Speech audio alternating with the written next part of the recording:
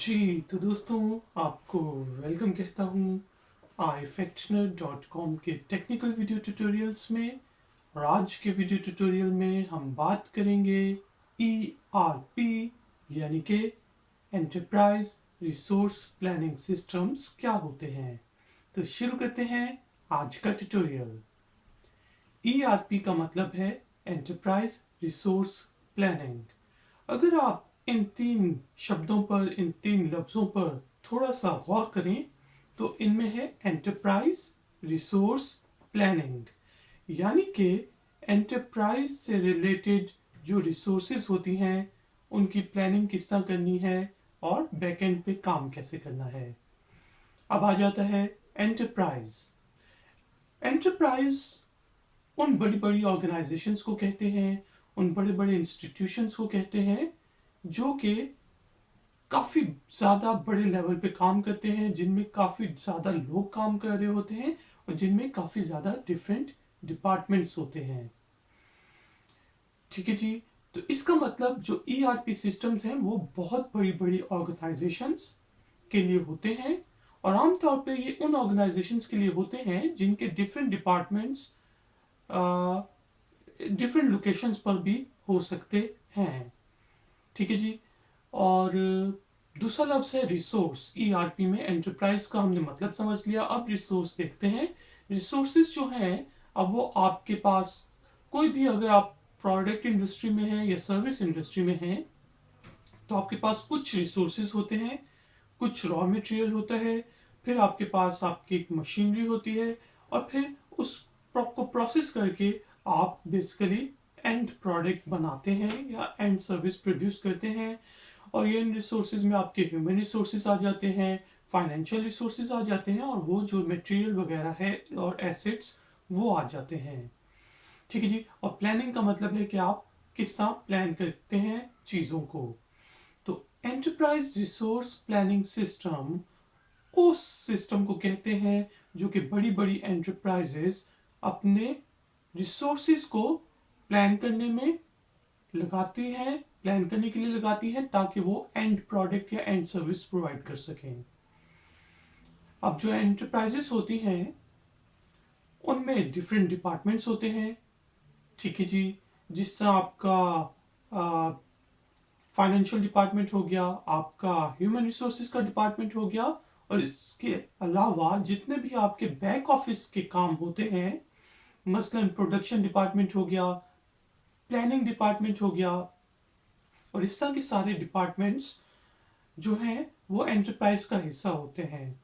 और ERP system के अंदर इन तमाम डिपार्टमेंट्स के लिए अलग अलग मॉड्यूल्स अवेलेबल होते हैं। तो जो बड़े बड़े ERP प्रोवाइडर्स हैं, मसलन SAP हो गया, Oracle हो गया, PeopleSoft हो गया, और इसके अलावा और भी जो डिफरेंट ERP जिनके सिस्टम्स अवेलेबल हैं, वो आपको मॉड्यूल्स के अंदर बेसिकली सिस्टम के मॉड्यूल्स प्रोवाइड करते हैं कि अगर आपको फाइनेंस का मॉड्यूल चाहिए तो आप फाइनेंस का मॉड्यूल ले लें और उसको अपने ज़रूरत के मुताबिक आप उसको ढाल लें। अगर आपको प्रोडक्शन और प्लानिंग के लिए मॉड्यूल्स चाहिए हैं तो वो आप ले सकते हैं। ठीक है जी। और ह्यूमन रिसोर्सेज का मॉड्यूल चाहिए है वो आप ले सकते हैं। तो ये मॉड्यूलर बेस के ऊपर भी आप ERP सिस्टम इम्प्लीमेंट कर सकते हैं ताकि आपके डिफरेंट डिपार्टमेंट्स में जो काम हो रहा है उनमें कोऑर्डिनेशन रहे। ठीक है जी। और इसके साथ साथ जो ERP सिस्टम्स हैं अब वो स्मॉल स्केल्स पे भी अवेलेबल हैं और स्मॉल बिजनेसेस ERP सिस्टम्स के नाम से अवेलेबल हैं। ठीक है जी। वो छोटे बिजनेसेस भी यूज़ कर सकते हैं। इसके अलावा वेब बेस्ड ERP सिस्टम्स हैं, उनमें सोशल मीडिया के मॉड्यूल्स भी अब अवेलेबल हैं। और cloud computing, cloud based ERP systems भी अवेलेबल हैं, लेकिन अभी तक ऑर्गेनाइजेशंस उन पे स्विच करने से थोड़ी सी कतरा रही हैं। और अब जो ERP सिस्टम्स हैं वो आप रिमोटली भी एक्सेस कर सकते हैं, मसलन मोबाइल फ़ोन्स के ज़रिए। जो एग्जेक्टिव्स हैं, जो फील्ड में लोग हैं, अगर उनको सिस्टम एक्सेस करना है तो टेक्नोलॉजी इतनी आगे बढ़ चुकी है कि आप उनको एक्सेस कर सकते हैं। तो ERP सिस्टम हमने देखा कि आपकी जो ऑर्गेनाइजेशन, बड़ी बड़ी ऑर्गेनाइजेशंस हैं उनमें डिफरेंट डिपार्टमेंट्स में उनके दरमियान जो भी काम हो रहा है कोऑर्डिनेशन के लिए और प्लानिंग के लिए, प्रोडक्शन के लिए, फाइनेंशियल रिसोर्सेज के लिए और ह्यूमन रिसोर्सेज के लिए, तमाम के तमाम आपस में जो कोऑर्डिनेशन करनी है उसके लिए यूज़ होता है।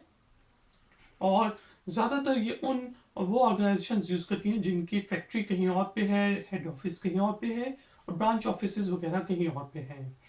ईआरपी सिस्टम में आप अपने सप्लायर्स को भी एक मॉड्यूल प्रोवाइड कर सकते हैं ताकि वो देखते जाएं कि आपकी फैक्ट्री में इस वक्त क्या चीज़ की कमी हो गई है या आपने कौन सी डिमांड की है, तो उनके सिस्टम वो उस विंडो से देख लें और वो आपको चीज़ें प्रोवाइड कर लें, या अगर कोई चीज़ ख़राब आ गई है तो वो भी उनको पता चल जाए।